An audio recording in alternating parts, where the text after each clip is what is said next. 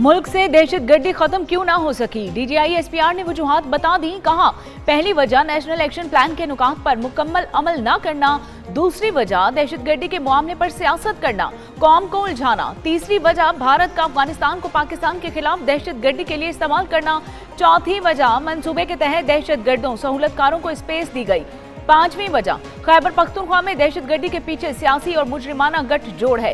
DJI SPR ने ख्वारिजियों की पुष्टपनाही करने वालों को 3 ऑप्शंस दे दिए। पहला ऑप्शन, सहूलतकार ख्वारिजियों को रियासत के हवाले करें। दूसरा ऑप्शन, ख्वारिज के खिलाफ रियासत के साथ मिलकर कार्रवाइयां करें। और तीसरा ऑप्शन, सहूलतकार अपने खिलाफ किसी भी कार्रवाई के लिए तैयार हो जाएं। पाक फौज दहशतगर्दों के सहूलतकारों के खिलाफ खड़ी है और खड़ी रहेगी। अफगानिस्तान अपनी सरजमीन को नॉन स्टेट एक्टर्स की इमाजगाह न बनने दे। केपी में दहशतगर्दी के पीछे सियासी और मुजरिमाना गठजोड़ है। 3 माह में दहशतगर्दी के 70% वाकयात केपी में हुए। केपी में बैड गवर्नेंस के बायस खूनरेजी हो रही है। पंजाब और सिंध में गवर्नेंस के बायस दहशतगर्दी के वाकयात कम हैं। डीजीआईएसपीआर लेफ्टिनेंट जनरल अहमद शरीफ की प्रेस कॉन्फ्रेंस। कहा, काबुल से केपी में अमन की भीख मांगने की बजाय सूबे के जिम्मेदारान खुद अपनी आवाम की हिफाजत करें। खवारजियों के सहूलतकार भरपूर एक्शन के लिए तैयार हो जाएं। रियासत, अफवाज और इदारे किसी किस्म के गठजोड़ को बर्दाश्त नहीं करेंगे। दहशतगर्दों के साथ बातचीत का बयानिया बनाया जा रहा है। शोहदा हमारे लिए बाइसे फख्र, खून रायगा नहीं जाने देंगे।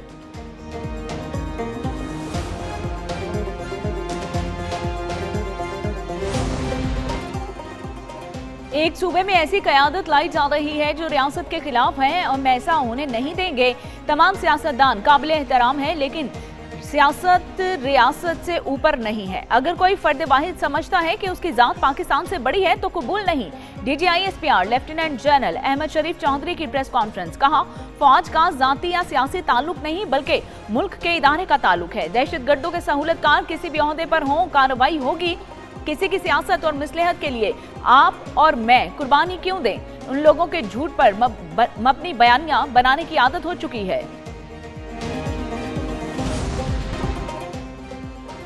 पंजाब भर में 10 रोज के लिए दफा 144 नाफिज। महकमा दाखिला पंजाब की जानिब से जारी नोटिफिकेशन के मुताबिक दफा 144 के तहत असलहे की नुमाइश, अवामी इज्तिमात पर पाबंदी, 4 या उससे ज्यादा अफराद के इज्तिमा पर मुकम्मल पाबंदी आयद होगी। गलियों, मोहल्लों और खुले मैदानों में इकट्ठे होने की इजाजत नहीं होगी। लाउड स्पीकर के इस्तेमाल पर भी मुकम्मल पाबंदी लगा दी गई। ज़िला इंतजामिया और कानून नाफिज करने वाले इदारों को सख्ती से अमल दरामद की हिदायत जारी।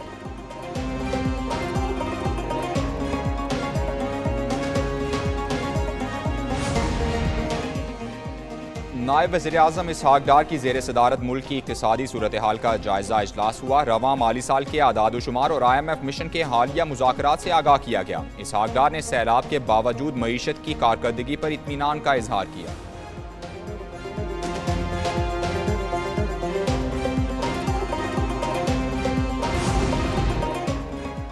पंजाब में 5000 से ज्यादा खुसूसी बच्चों के दाखिले का नया रिकॉर्ड कायम। वज़ीर आला पंजाब मरियम नवाज की ज़ेर सदारत स्पेशल एजुकेशन पर आला सतह का इजलास। दुनिया भर से ऑटिज्म माहिरीन की खिदमात हासिल करने का फैसला। खुसूसी बच्चों के लिए 48 नई बसों की मंजूरी। ऑटिज्म स्कूल में 3 से 22 साल तक के बच्चों को दाखिला जाएगा। स्कूल के असातिज़ा के लिए रिसर्च एंड ट्रेनिंग डिवीजन कायम। स्कूल के लिए खुसूसी हाइब्रिड मॉडल तैयार किया गया। बच्चों को उर्दू और अंग्रेजी दोनों जबानों में तहरीरी थेरेपी दी जाएगी।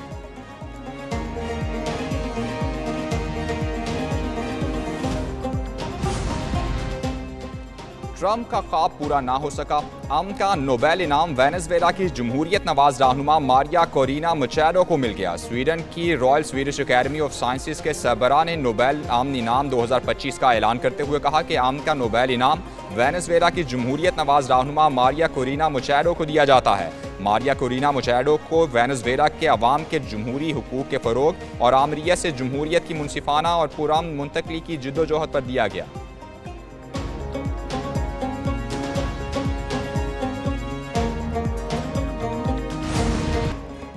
वज़ीर आला खैबर पख्तूनख्वा अली अमीन गंडापुर का इस्तीफ़ा मुअम्मा बन गया। अली अमीन गंडापुर ने कानूनी तकाजे के मुताबिक अपने हाथ से लिखने के बजाय टाइप शुदा इस्तीफ़ा भिजवाया। PTI रहनुमा शेख वकास ने वज़ीर आला के इस्तीफ़े की कॉपी पर गवर्नर हाउस की जानिब से वसूली का मुबैना नोट शेयर किया। कहा, गवर्नर हाउस के स्टाफ ने गंडापुर का इस्तीफ़ा वसूल किया। गवर्नर फैसल करीम कुंडी कहते हैं उनके पास वज़ीर आला का कोई इस्तीफ़ा नहीं आया। जब इस्तीफ़ा आएगा तो कानून के मुताबिक कार्रवाई करेंगे।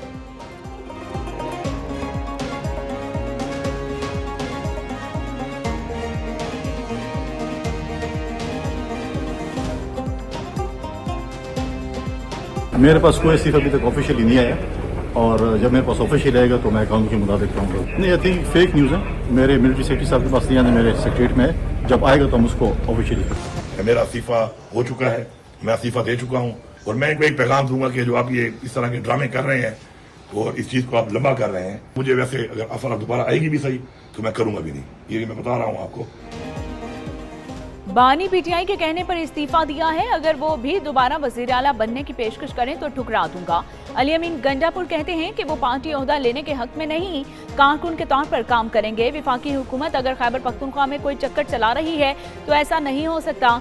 इस्तीफे की मंजूरी रोककर ड्रामेबाजी ना की जाए। अली अमीन गंडापुर वजीर आला हाउस के स्टाफ से अलविदाई मुलाकात के बाद रवाना।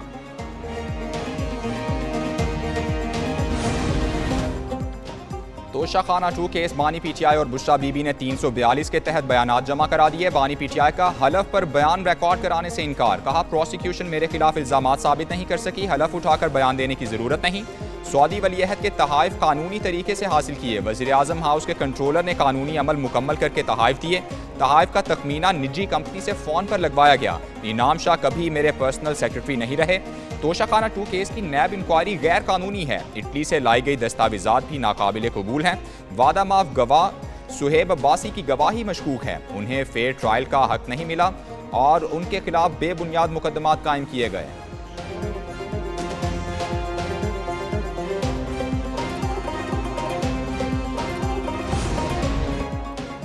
विफाकी वज़ीर दाखिला मोहसिन नकवी का पेशावर में फेडरल कांस्टेबलरी हेडक्वार्टर्स का दौरा। मोहसिन नकवी ने फेडरल कांस्टेबलरी के शोहदा को खिराज अकीदत पेश किया। मोहसिन नकवी की जेर सदारत फेडरल कांस्टेबलरी हेडक्वार्टर में अहम इजलास हुआ। अमन अमान की सूरत हाल का तफसीली जायजा लिया गया। अमन अमा यकीनी बनाने के लिए फेडरल कांस्टेबलरी की इस्तेदाद कार बढ़ाने का फैसला हुआ। वज़ीर दाखिला मोहसिन नकवी ने कहा कि फेडरल कांस्टेबलरी को हर तरह से मजबूत किया जाएगा। फेडरल कांस्टेबलरी एहलकारों को तरबियत के लिए बैरून मुल्क भी भेजा जाएगा।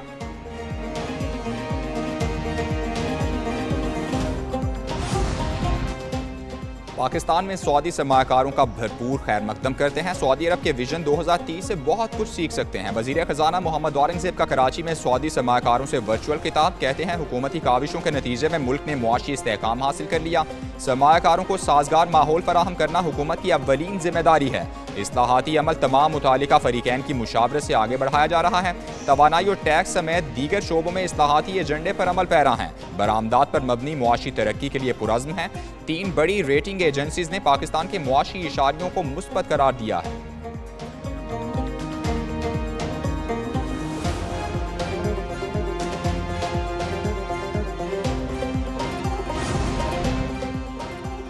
अमीर बालाज कत्ल केस मरकजी मुलजिम तीफी भट्ट को दुबई से कराची पहुंचा दिया गया। पंजाब पुलिस ने तीफी भट्ट को अमीर बालाज कत्ल केस में हिरासत में लिया।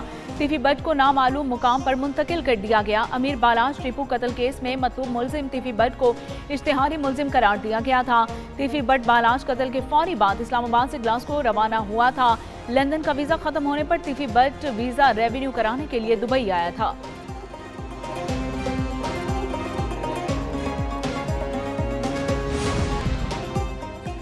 जनूबी फिलिपाइन में 7.6 शिद्दत का जलजिला। जलजिले की गहराई 10 किलोमीटर रिकॉर्ड की गई। सुनामी वार्निंग जारी कर दी गई। हुकाम ने साहिली आबादियों को फौरी इनखला की हिदायत दे दी। ताहाल किसी बड़े नुकसान की इतला नहीं मिली।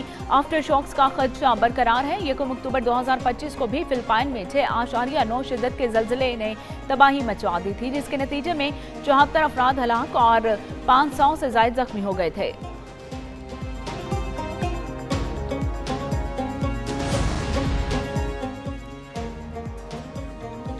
मोहसिन पाकिस्तान और एटमी साइंसदान डॉक्टर अब्दुल कदीर खान की आज चौथी बरसी। डॉक्टर अब्दुल कदीर खान ने पाकिस्तान को एटमी ताकत बनाने में कलीदी किरदार अदा किया। डॉक्टर अब्दुल कदीर खान ने मुल्क के दिफा को नाकाबिले तस्कीर बनाया।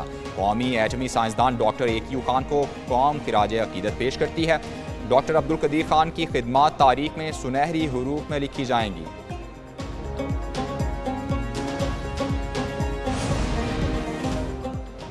और पाकिस्तान और जनूबी अफ्रीका टेस्ट सीरीज के लिए टीम्स की तैयारियां आखिरी मराहिल में दाखिल।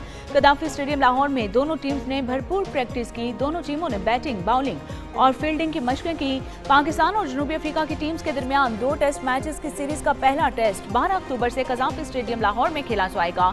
कल दोनों टीम्स के कप्तान प्रेस कॉन्फ्रेंस करेंगे और टेस्ट सीरीज की ट्रॉफी की रुनमाई भी की जाएगी।